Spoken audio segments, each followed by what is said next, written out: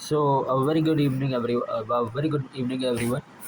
So today, the last couple of sessions we have discussed something about as we discussed about the circular difference in JS, and we discussed handling a synchronous API calls. We understood about promises. Today, with a new energy, we are starting with a new the fourth part that was remaining in basic asynchronous HTTP servers. So as we were studying about asynchronous asynchronous HTTP servers. Okay, so what does it means? Basic asynchronous HTTP servers. It means that we are using async operations. No, that means non-blocking request. That means we are the non-blocking request, or you can that is used for reading the file asynchronously and performing other operations asynchronously. That means we are using the we are u- that we are u- we were using with the help of async and await. That simply means we are using the non-blocking request that we want we were allowing the multiple threads to come along. Okay, from the client side. So continuing, so as you have studied about the callbacks, promises, and callbacks, promises, and API calls. Today, we will be understanding about handling asynchronous operations, but a very new concept and a very interesting concept, that is database queries. So database queries, you might be wondering about what are these database queries. Database queries, basic it means, see, database queries, that is the, see, database queries. What is a database is, see, actually, a database is something that where you store your data. So for applications using databases, we an asynchronous API HTTP server can handle database queries efficiently. So, but as you're studying this runtime environment of Node.js, so what can you guess? So if you pause the video and guess, if you want to guess, you can guess it. Actually, these database queries, if I'm relating to these database queries, I simply means no SQL. Okay, no SQL. See, you must be knowing about that. There are two kinds of there are two kinds of database queries. That is SQL and NoSQL. So today we are studying about NoSQL. Okay, NoSQL. So what are these? These NoSQL. So what does NoSQL means? NoSQL. We use oracles, we use database queries, we use PostgreSQLs. Okay, so when we use oracles or SQL server, that is structured query languages, uh, that are your uh, structured query languages. Okay, so these structures, but today we will be studying about those SQL. That is your this.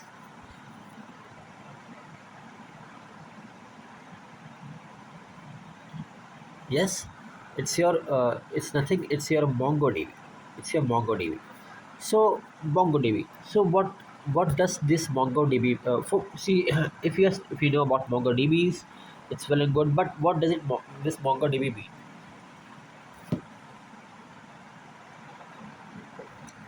MongoDB, it's a kind of a database. Okay, that we used to create with our servers. MongoDB. Okay, MongoDB. It's a database that we create with at our server. Okay, so MongoDB. Okay, so uh, we can use Mongo also. We can use SQL also, and we can use MongoDB also. But as said that we are using asynchronous operations, we are studying about asynchronous servers. So here you cannot apply SQL over here, but you just forget about SQL.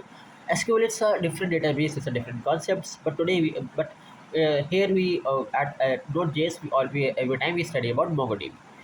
Uh, One thing more that I want to tell you that I have created a separate session for MongoDB. I've assigned my team has been I've assigned to my team. I already told to my team that I have assigned a separate session for MongoDB as well. So at evening, when our meeting proceeds, we will be discussing that MongoDB at a separate videos. Okay, at a separate sessions. Okay, because MongoDB is a it's totally a different concept. It's a totally a different concept.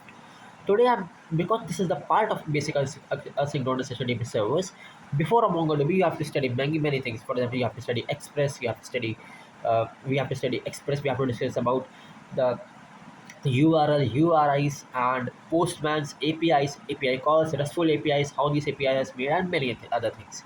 But MongoDB because as also this is the part of this the asynchronous database queries, and I want that it should look more interesting to you. So that is the reason I'm discussing today this handling this asynchronous database queries over here only. Okay, so let's start up with this of MongoDB, and MongoDB is very interesting for your kind of information. How to install the MongoDB, how to see. You don't have to worry about installation of the MongoDB. You don't have to worry about the setup of the MongoDB. You don't have to worry about how you structurize the MongoDB code, how we insert the data, append the data, how do we uh, check that Mongo has been installed, and many other things are there. I know, I can understand this thing, but today you just have to, if Mongo is installed previously to your systems, it's well and good. If it is not, you don't need to worry. You just understand what I'm trying to say.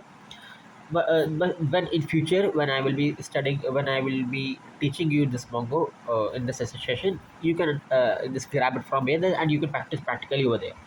Then also, if you have any doubts, any queries that I just want something to implement this, uh, you just go to the MongoDB websites. You download the MongoDB extension. That is Windows that is on a Windows file. When you are downloading, you have to set up the part by doing this and agreement with the licenses and services. After doing that thing, you have to set up the part. You have to because installation of MongoDB is a little bit complex, and you can download that file easily. But the problem comes when you are not. The problem comes when you have when you are running your Mongo, because the part setup is very crucial.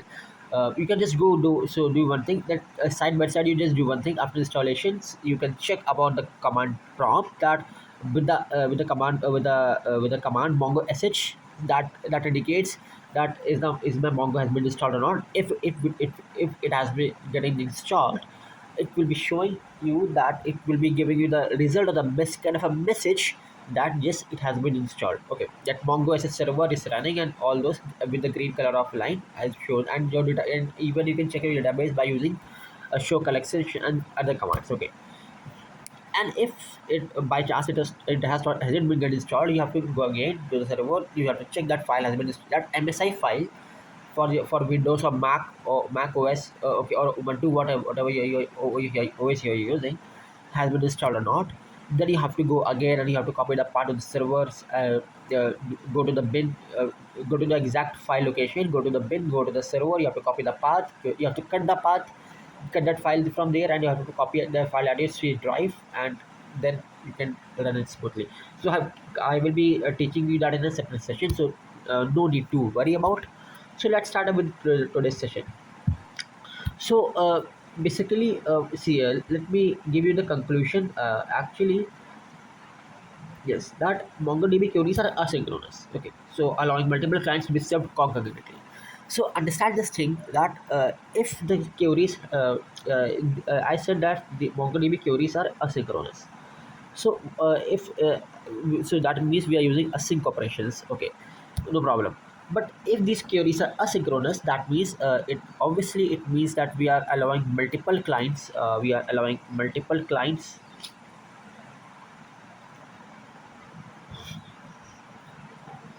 We are allowing multiple clients. Okay, okay.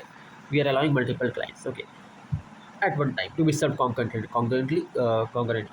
So at one time we are allowing multiple clients to be served. That means I want each and every, because that's because at when if we are using a non that means we are using synchronous operation, that means blocking request.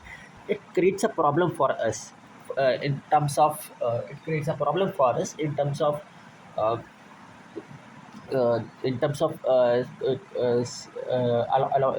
threads, allowing the threads to be passed, and many other things are there. Okay, okay, so creates a problem. That's why, because we have to insert a large amount of database. That is the reason we are using Mongo, and that's the reason we are in Mongo we are using asynchronous operations. Okay, because we have data sets, we have large data sets. Okay, so okay, so that is the reason we use async await to handle databases operations. So where you can check up the result, you can check up the result at your terminal where your data has been inserted as smoothly. Okay, uh, and you can go to the command prompt by showing you and go get this command show collections, so use database.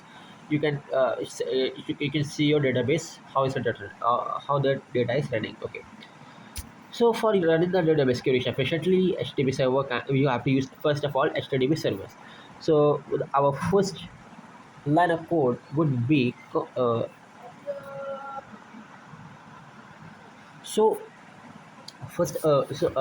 at first point we have to just make we have to just import that module of HTTP modules, that is const HTTP is equals to require and HTTPs. So that means that with the help of this thing we are ensuring that we are importing our HTTP modules. After then we have to this see there are the two methods. Either you use const mongoose is equals to require mongoose for importing the mongoose package. Okay, for importing the mongoose package, and or for importing for importing mongoose, or at your file, or you can do one thing more. Yes, and one thing that most important to note it down, that that at your terminal you have to, with the help of npm, you have to install one package of mongoose also, that is npm install mongoose, that with the help of which you can mongoose can be installed over there. Alternatively, you can do one thing, that you can write it like this: const mongo client, and this curly brackets are closed, then require and MongoDB. Okay, then MongoDB, because we are using MongoDB, so can write MongoDB. Okay, so this is also a one way to write it like that. Then you have to make an object of a URI. One minute, URI.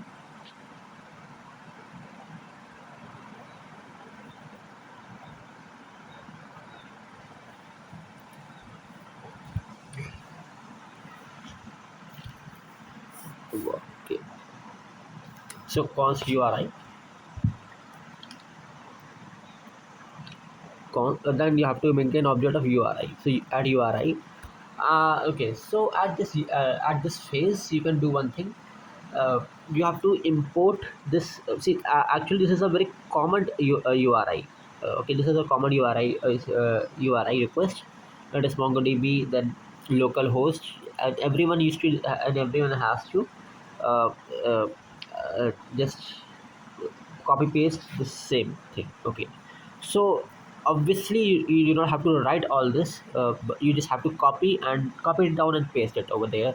Add your add your add your URI object. Okay, but from where you can do, okay, so from where you can do it like that. uh, you can do it by the help of okay, you can do it by the help of your Mongo. um, your at your command prompt, at your command prompt, when you will be doing this requesting this command mongo sh. So then while doing mongo sh, the whole your command prompt shows the server of mongodb running. Okay, inside your command prompt, that your system is supporting mongodb and it has been installed.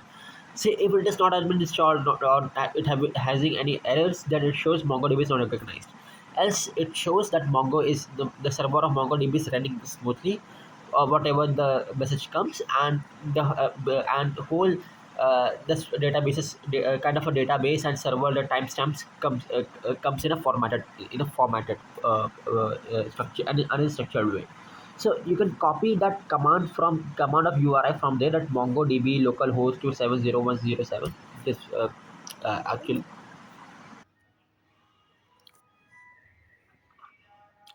so so if you understand this part, that it is saying that first of all it is declaring a constant as URI, that it's a constant variable that is named URI.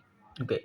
Then MongoDB localhost is so everyone knows this is a string, and representing the MongoDB connection from MongoDB connection from URI, and MongoDB connection from MongoDB connection from URI, that is uniformly identifier. And this that where this Mongo shows where this MongoDB double slash specifies the protocol of MongoDB. It specifies the protocol of MongoDB. Okay, so it specifies the protocol of MongoDB. Whereas this localhost, what does it localhost do? This localhost, this localhost, it indicates the MongoDB server is running on same machine. It's running on same machine.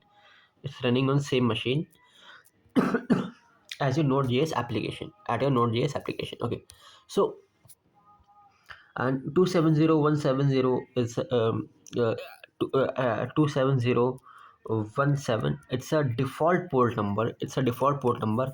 As I already said, that this URI is a default URI. It's provided in the Mongo, in your Mongo, at your command prompt, and with the help of Mongo sh uh, already. Okay, so it's a default port number on which MongoDB typically listens for connection. MongoDB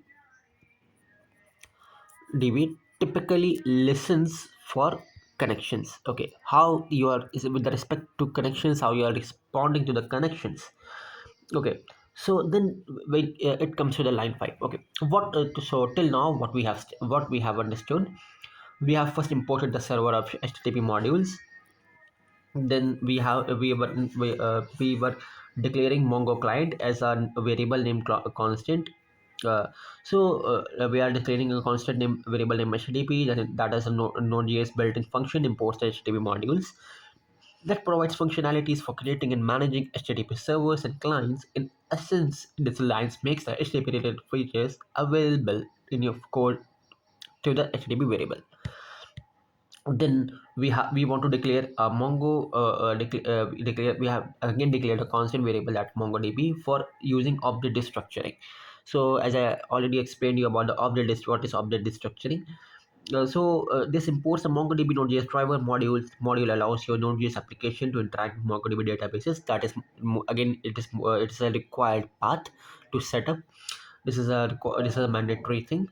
Then specifically extracts. So Mongo where your const Mongo in the braces Mongo client is equals to require MongoDB, as I passed this one.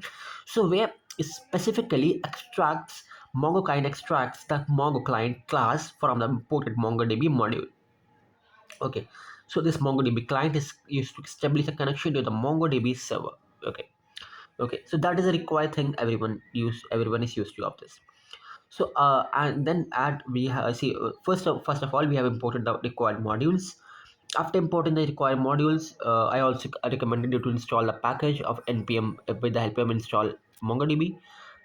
We can also use it like that. We can make a server object of MongoDB, and then by declaring the variable of MongoDB, and we can require MongoDB. It's also one method.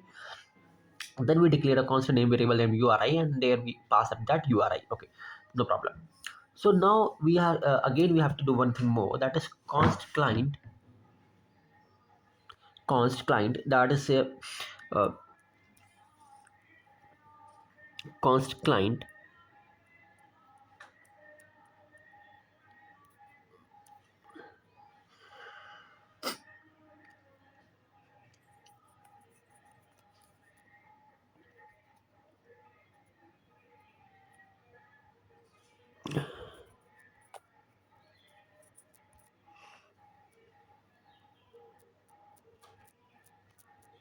Okay, so this one. So what I did, I just used const client is equals to new Mongo client, and there I passed up this URI. Okay, so uh, actually I mistakenly erased it. So I just created a of the variable as client over there, and then I just used new Mongo client. Okay, then I used new Mongo client. Okay, then I use new Mongo client, and I passed the URL that I have already specified above. Okay, that I already specified above. Okay, that URI. But you do not have to pass up that particular URI command. You just have to, you do not have to pass up that particular URI. Instead of you have to instead of you have to you don't have to provide the pure URI. Instead of you have to provide the link, for example, that the variable that you have declared for that URI, that is URI. Okay, that you have to write it over there, that URI that you have provided above. Okay, so that is the thing. It's a very understood thing that that creates a new instance of MongoDB client class using the MongoDB connection URI defined in the URI variable. So this client object will be used to connect and interact with MongoDB databases. Okay, so actually that I want to see one thing more. They just understand it like that. There are certain different ways to create the MongoDB servers, because when you're using Node.js applications, for making applications, for making web servers. Using JavaScript languages, we can by understanding the depth of the language, we can have multiple opportunities to create the servers. Okay, we have multiple opportunities to write down our code. So code base doesn't require any specifically like wise that like you have to follow yes, okay, there are certain steps that we have to follow, but it doesn't require that the code cannot be modified. It's our own way of writing the code. Okay, although when we because if you're studying about the beginners, if you're a beginner, so you always say you follow a certain path. Okay, that's a pure mentality. But it's a way, if I by the in future when taking the separate sessions for this MongoDB, I may use some different kind of codes or something like that. So it doesn't create so much, you can say, different. So don't get baffled about all these things. Then okay, so then what I said, that it creates an instance for MongoDB client. Okay, now when it creates an instance for MongoDB client. Okay, for it creates an instance for MongoDB client. That means we are just basically what we are doing, we are making the connection of URI defined in the URI variable to that can be set up easily, and client object will be used to connect to and interact with MongoDB database. That is the most important part over here. Okay,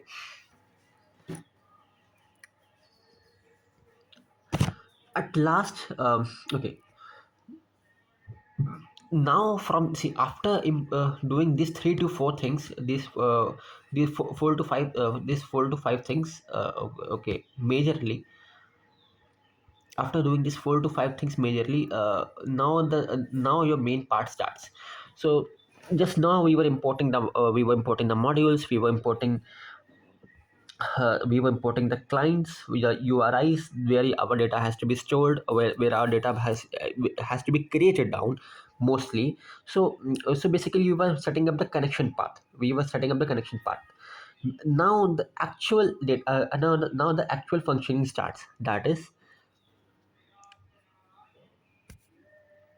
so now what we are doing, we will be creating an object, declaring a constant variable. It depends upon you, like fetch data from DB. Okay, this is our whole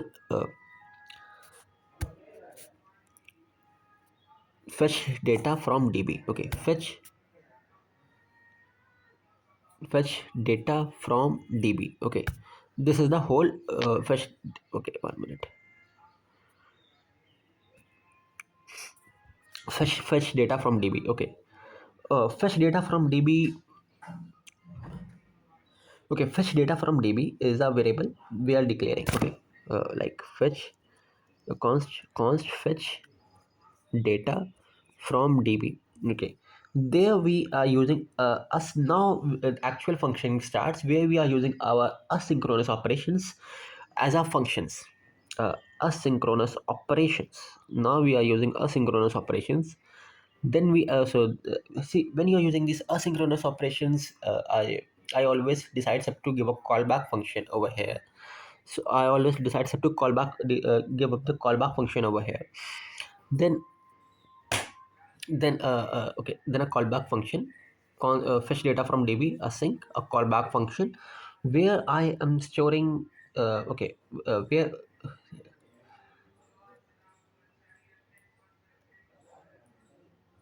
okay const fetch DB async, okay, a callback function.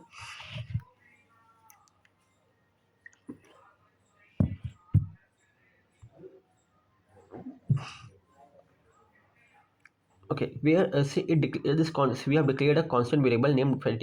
So where I'm storing a sync. So this callback, this arrow function. Okay, uh, this arrow function.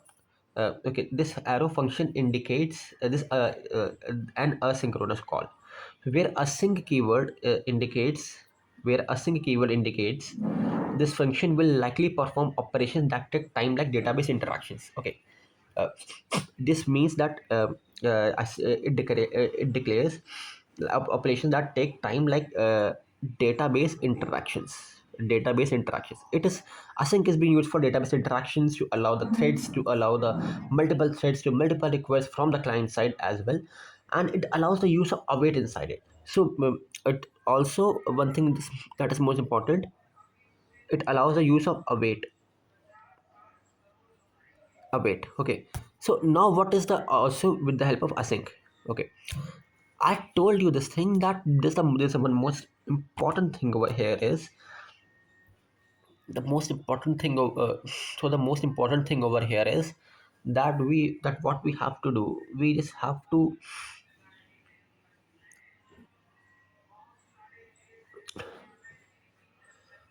so okay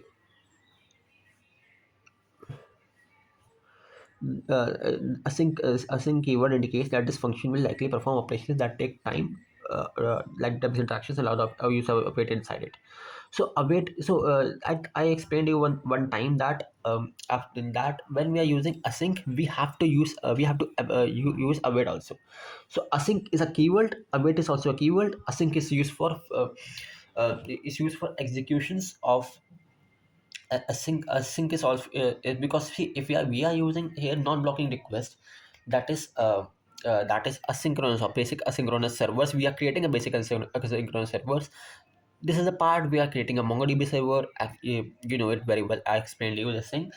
So when so async allow, see, if we are using a synchronous operations, that means a blocking that will block our whole that can block our request. So obviously database MongoDB database has many requests. This can be the logic that MongoDB database can have many requests, multiple requests, that it has to pass it down. So that is the reason that we are using asynchronous calls, because we do not want a request to get blocked. That is the most important part over here is we do not want a request to get blocked. Okay, so if we do not want our request to get blocked, so that is the reason we are using async. So asynchronous operations, async indicates that it tasks running concurrently without blocking and main thread. Okay, so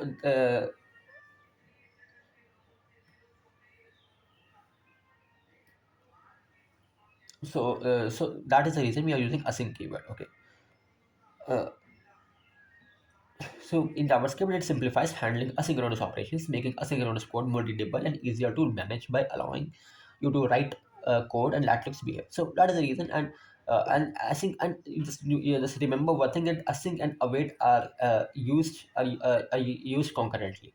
If you're using async operations, you have to use await. Okay, as I used async operation over here, so I have to use await also. I have to append await also. Okay, async. Okay, now,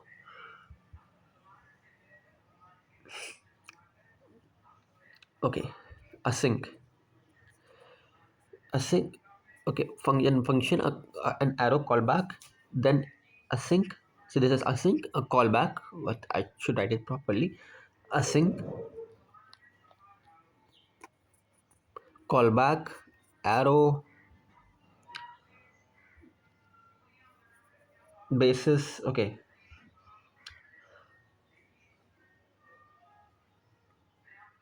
okay, 1 minute. Yes, async callback an arrow. Then we are opening this arrow. Then await dot client.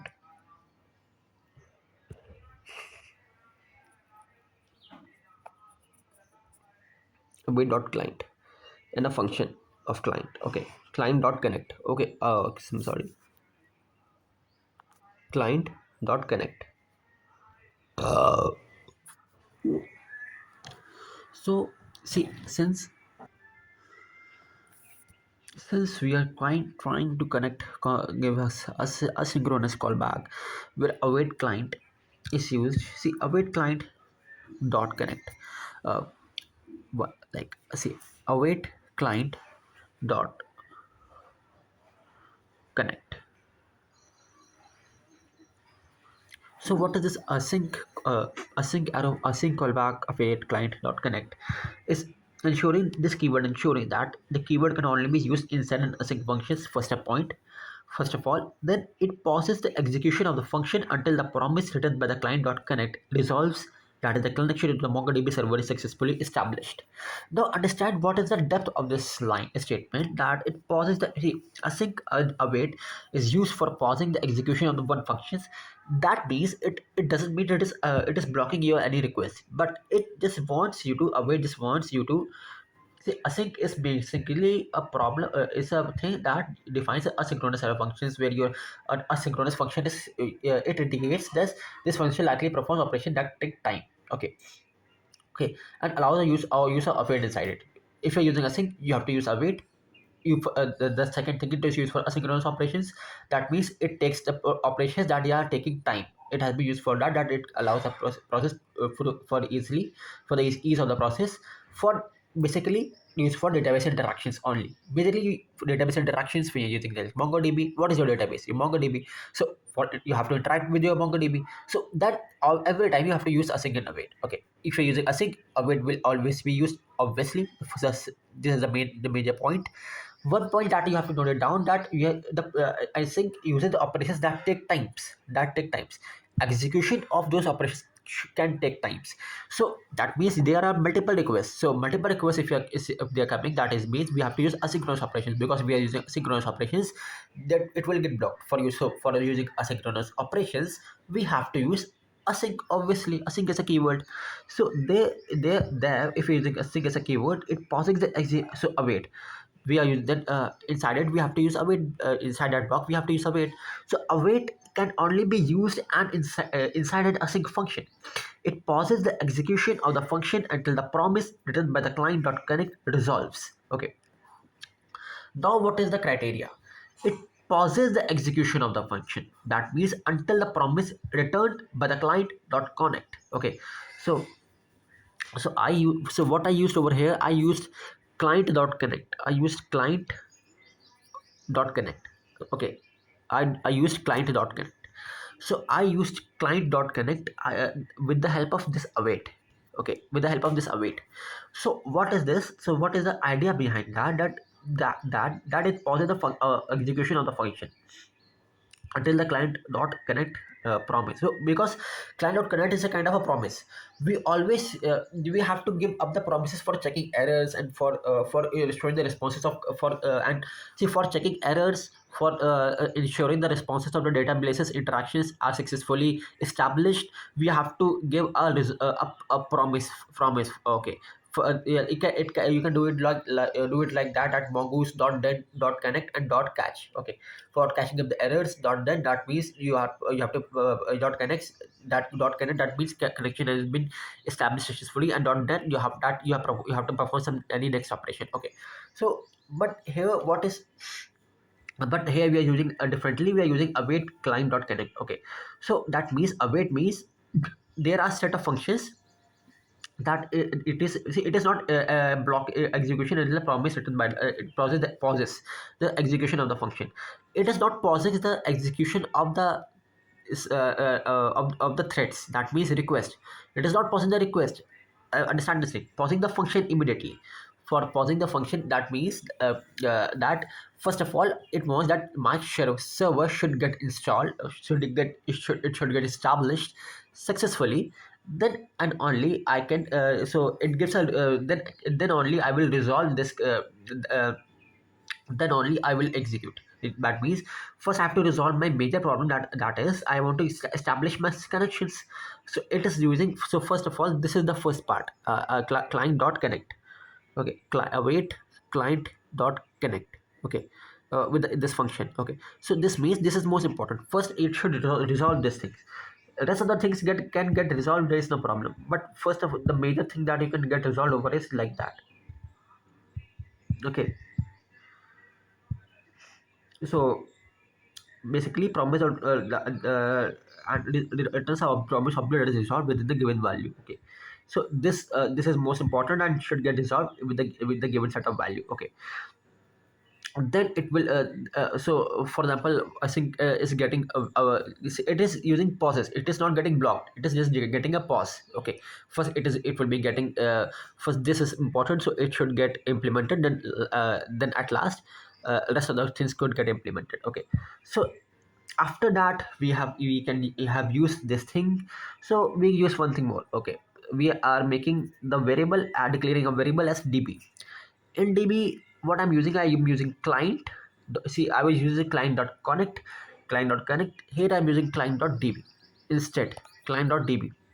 Client.db ensures that test db. Okay, ensures test db. See, this part is already clear to you, that what do we mean by this part. This const db is a variable we are storing, this is giving a name of this variable. uh, Important part over here is this client. What is this client.db? Okay, what is this client.db? Client.db, inside it test db. Okay, so it ensures a method of Mongo client object that returns a reference to a specific database named testdb. If a database doesn't exist, it will be created when the data is first returned to it.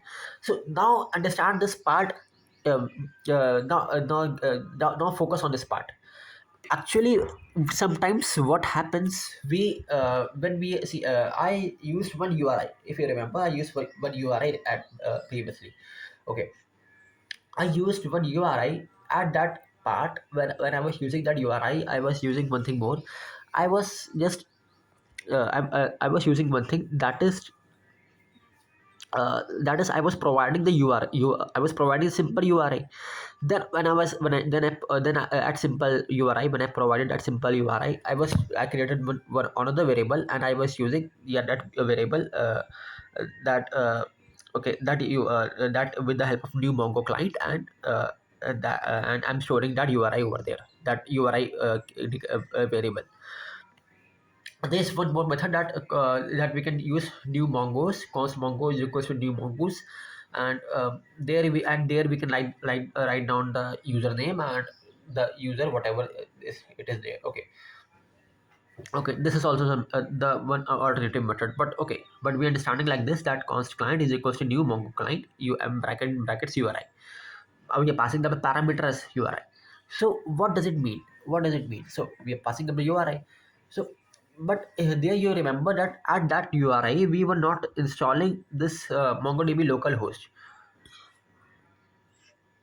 Okay, I want to say that there we were using MongoDB double slash localhost 27017.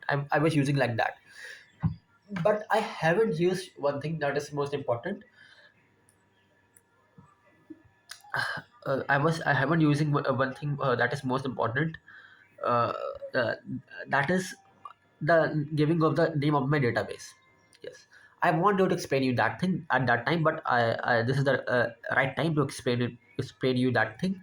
that when we give up the server, okay, when we give up the server, okay, so where this name of our server, like mongodb /localhost, for example, we are copying this path from the mongo sh itself. So there, from a command prompt for where our mongodb has been established, it comes automatically. So we are copying this that part from there. But actually, at actual basis, when we are copying that part from there, that is 27017, and at we're using a single slash like this, and then we gave up the name of a database. Then we used to give up the name of a database like this test.db. But there we haven't used we haven't just used that thing. So we are using that thing like here. So what does it so this test db means this. What is this test db? This test db, test.db, test.db, like not db. Yes, this test.db is a name of a database.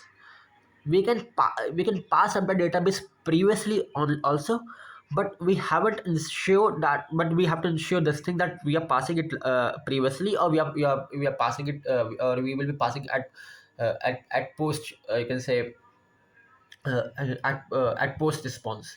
But so I'm passing with that with an at post response. Okay, so I used test.db as my name of my database. So this is the name of my database. Okay, so this is the name of my database.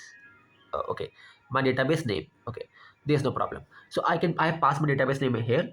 So it the method of mongo client returns a reference to a specific database name, that testdb. If a database doesn't exist, it will be created when data is first returned to it. So data, see, if it is not there, it would get create if it is there already, it's well and good. If it's not there, it will get created automatically. Like you're when you're using asynchronous and asynchronous operations, when you want to write something on a file, if the file is there well and good. If it is not there, it get created automatically. Similar process is there here also. But yeah, but what I suggest, if something is it is not getting created, or because then you have to go ensure that you have to do it like that at db.collections, show collections there you are, and use a database, and you have to give the commands at your command prompt, and you have to ensure that it is working or not. So if it is has been created, it's very good. If it's not created, you have to create it. So sometimes it is not it does not get created automatically. So I recommend you to create it at your from your side. How you can create it, we use mongodb compass for creating the databases majorly. But I will recommend you do it like that at whatever, and you have any doubt, you can ask at the comment sections as well. Okay, so then what we have to do, okay, then I have to create another set of variable, that is collections. 1 minute. Yes, I have to create another set of variable, that is collections. Okay, I have to create another set of variables that are collections. Collections where you are able to just use db.collections. Okay, okay, const.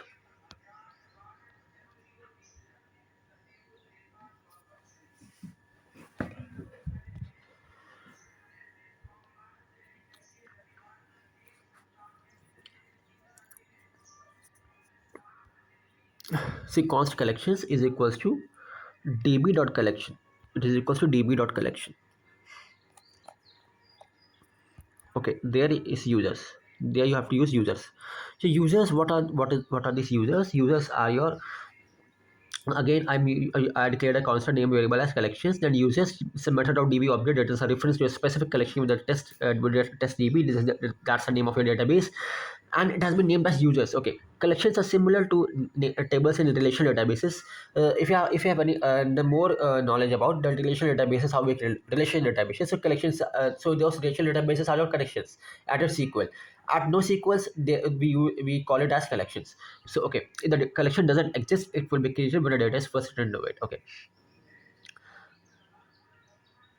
so when you are using show collections at your command prompt, these collections will get be specified. Okay. uh, okay, so testdb is the name of your database. Users are your collections. Okay, testdb was the name of your database, but users, what are the users? Users are your collections. Okay, these are your collections. Okay, these are your collections. So there's a difference between the name of the database and the collections. So this is your collections. Okay, users are the name of your collections. So uh, users are the name of your collections. This is the most crucial part over here, that users are the name of your collections. So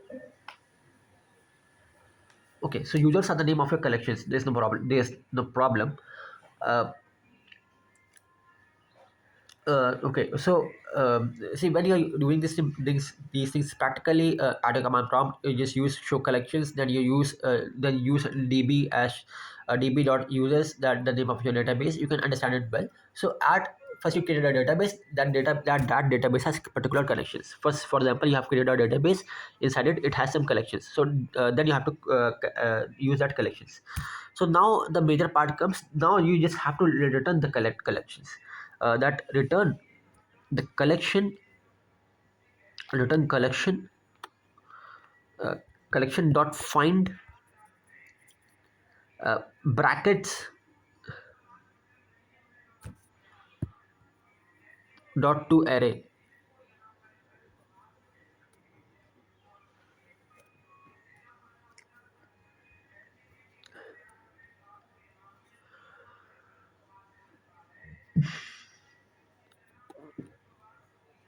Collections dot find dot to array.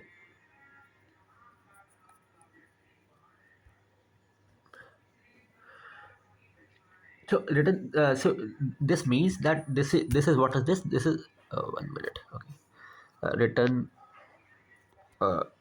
collection dot to array, and dot to array. uh, so return dot collections dot find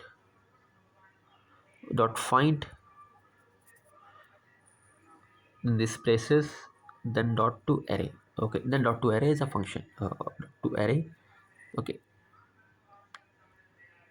Okay, so this is a written statement. Okay, this is a written statement that ensures that that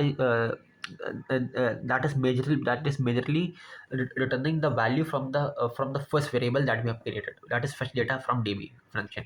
So as you know, as you remember, at first, after importing all the modules, we have to create one.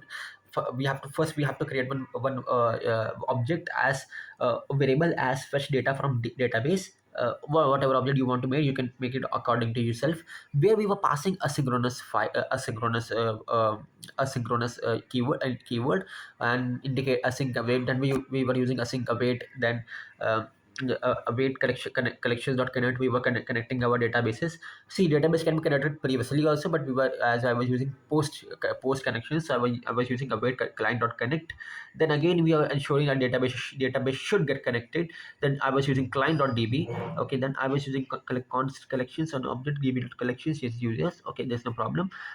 Then return the collections.find dot, this is the last one. Okay, so from this is returning to that function. Okay, so then what is this collection.find means? Collections.find. Okay, this collection.find.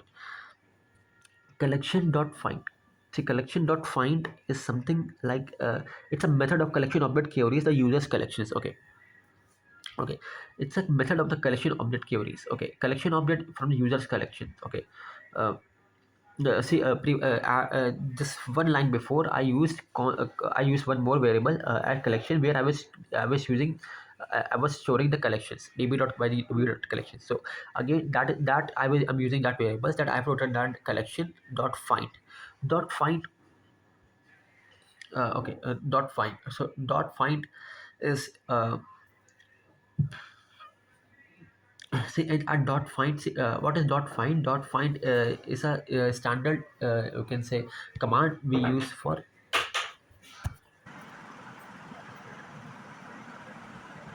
So okay, so So now what we did, we just used return collections dot find. Okay, so collections was finding was object. It's an object that queries the user's collection. It is finding the user's collections that we that we have declared already for the users, that for the db dot collections dot find is a method. It's a method in your mongo that is used to find the databases, that the databases collections, that your databases really has collections or not. Okay, and see, okay, this find is used for the databases collections. What does this argument mean like this? What is this argument? This argument is an argument, and empty object is an argument. That means it will find all the documents within the collections. Uh, uh, See this like this, and we use with the help of find. Okay, so this means we are finding. This is the argument that will find all the documents inside the collections. Okay, so this means it is first of all, this is an empty object. Okay, this is an empty object, but it finds all the documents at your collections. Okay, for example, if his user has stored a databases and inside it has large amount of files, so if he or she wants to find all the collections of files, so it finds all the documents. Okay, okay, within the collections. So what does this method so let's concluding this method. This is the method that returns a cursor. It's a cursor. Okay, this is a cursor, uh, cursor, and that acts like a pointer, for your result set, okay. Okay, so there's one more thing, that is to array. I use dot to array. So what this function is inserted, I'm using, it is not a necessary part, but this method is called by the cursor to find. It's called by the cursor itself to find. Okay, to find. See, it iterates through all the documents in the cursor. See, what is an array? Array is an empty object. So what does this empty object do? It iterates over all the documents in the cursor and return them as an array of JS, and return them as an array of JS objects. Okay, so so basically it is returning a promise. Returning a promise to me. But so what is the need of this? It ensures the file readability, and it also ensures the promise ensures the file readability. What does this dot to array method ensures? It ensures that the an ease of the problem. For example, if I'm storing in an array, so I can get it with less complexity, compared to without using an array. Okay, because array stores all the database as a collections of objects, and it can be iterated. So that is the reason we use dot to array. Okay, so if you have any problem or not, just understand it like that. So array is a method that calls on the cursor by find. Okay, till now, see, we have completed we have ensured the completion of the MongoDB. So we have ensured that how we are using MongoDB on your this is asynchronous server. From like this today. Okay, from now, I will be just wrapping up with the session with the help of creating servers. That you know is very well. Like, I'm creating the server like this.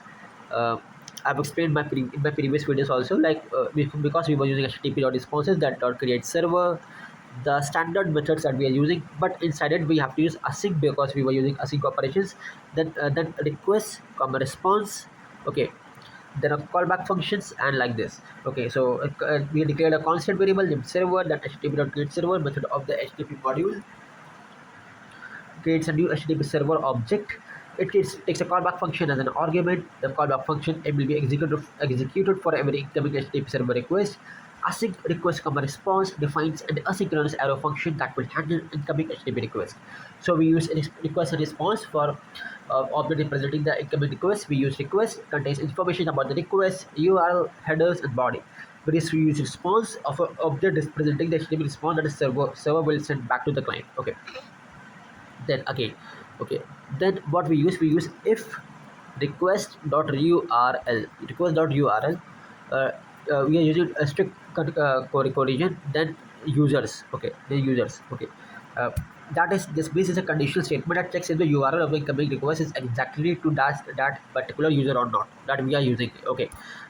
After that, we have to ensure the cache block. You have to ensure the try cache block. Uh, for example, block of code that contains the operations that might throw an error. So a try cache block everyone knows for throwing an error, for checking up an error, and fetching. In this case we are fetching, but in this case we are fetching data from the database. Okay, we are fetching data from the database. Then we are using one more variable that is that we are using as users. So okay, after.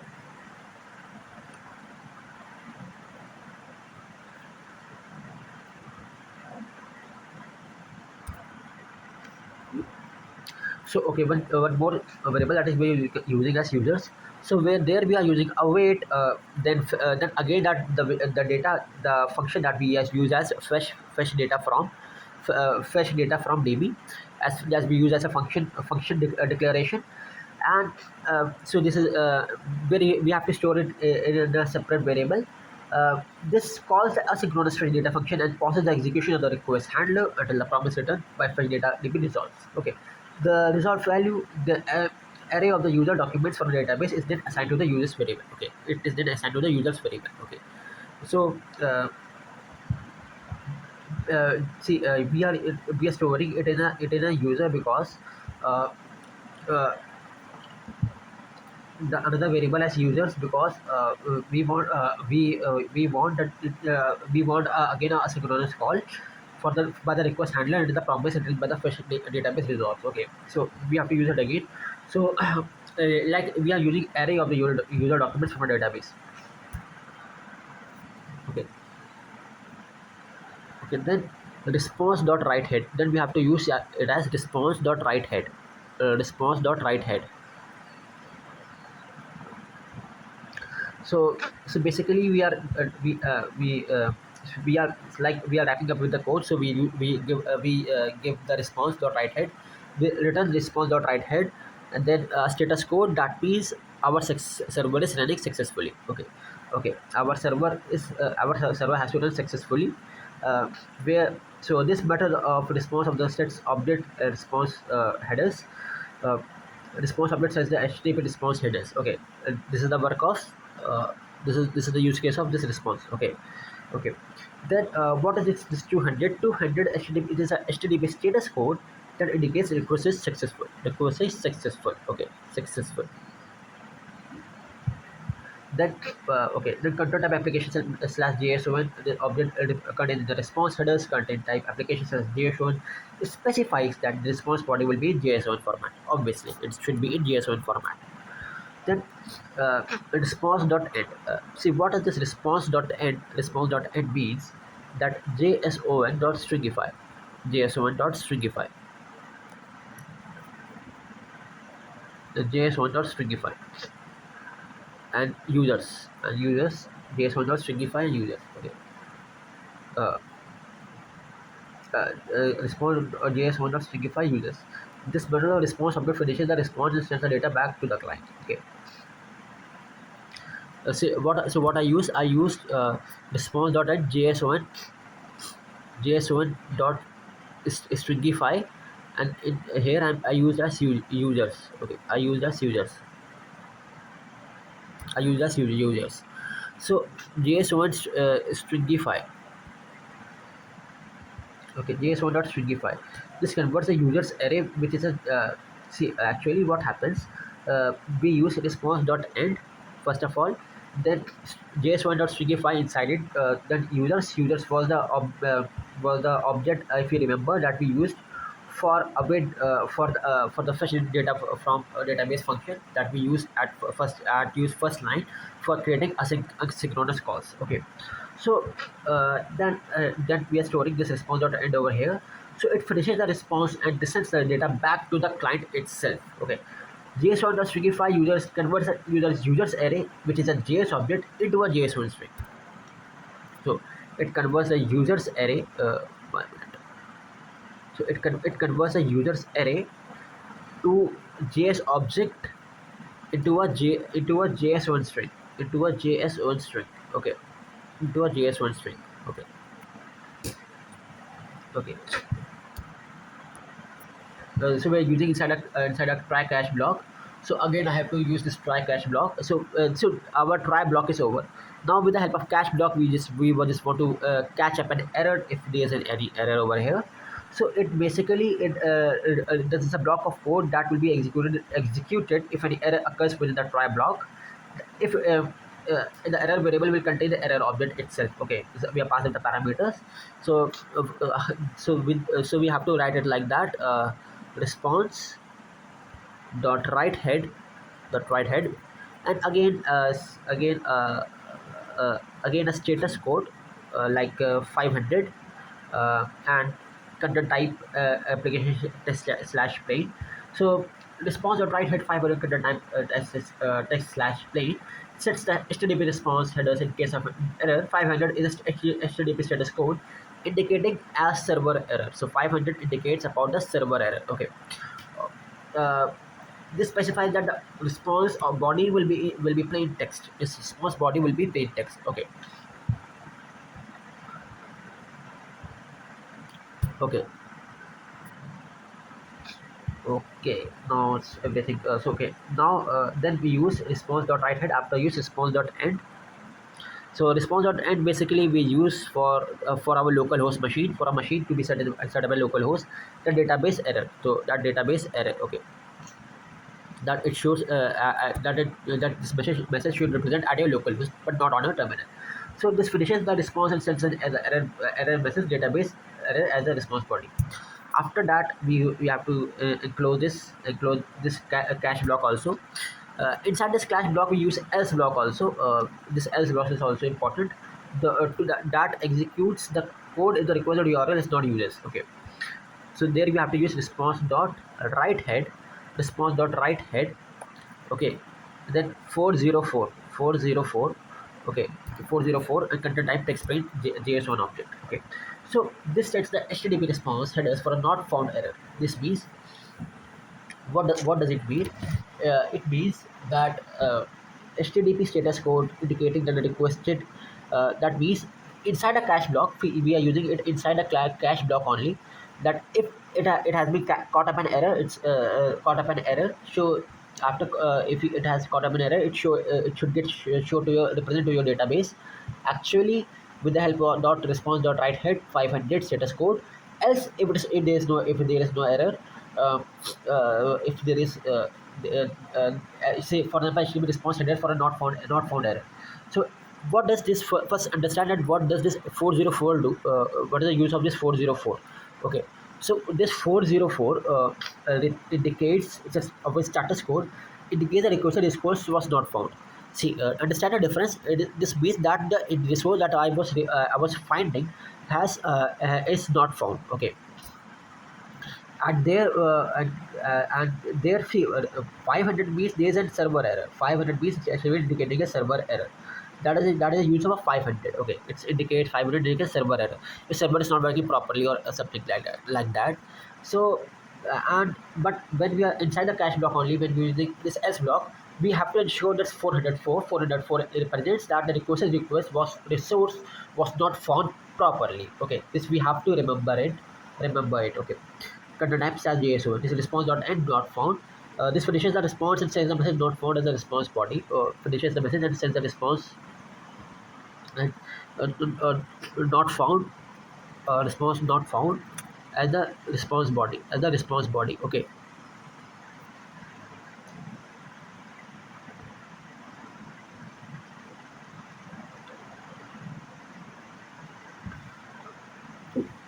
uh, then okay, and at last you and okay, so basically what we did at last, it's very it's a simple thing that we do over here, that is server that we have initialized previously dot listen, gave up a port number that is of 3000, and a callback function that is console.log.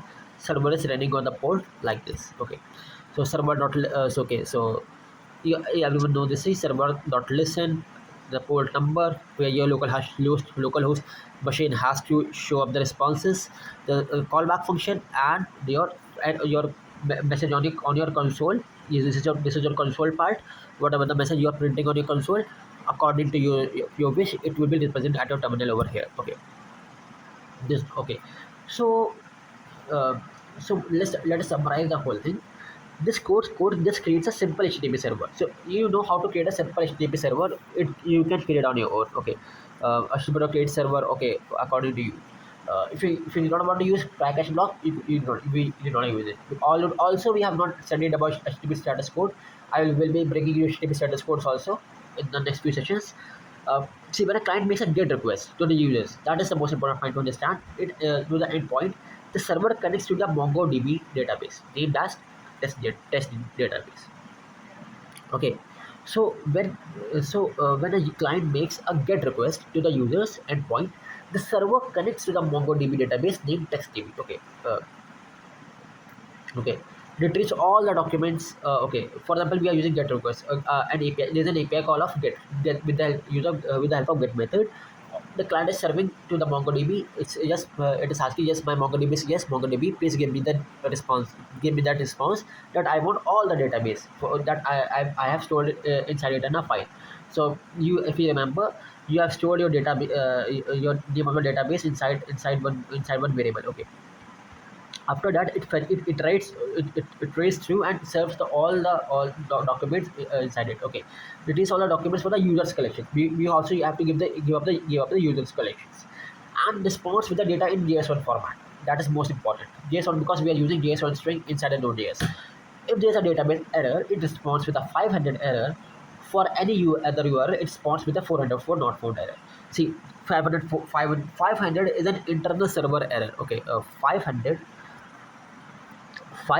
is an internal server error. That means your server is not working properly on the localhost machine. 404, we use 404. That means inside a cache block only we use it. That means our data has been not found. Our resource that we are looking for is not found sufficiently. So okay, so understand the difference between 50 and 404. I will be bringing you this thing in the next sessions. So thank you so much. I have completed. I am wrapping up my session with all with today's topic. That was basic asynchronous. The video is already too long. A basic asynchronous server with the help of MongoDB. So if you have not understood anything, you can comment it down and just understand this thing, the whole code. And I hope you will be liking the video. Just watch the full video. Although the length is long, but just watch the full video. It will be interesting. You will be learning something. And in the next session, we will be starting up with a new thing. Okay, most probably creating servers okay, creating servers with encoding chunk encoding transfer. I was saying you that I was really spending you check about encoding also. So thank you so much for the session.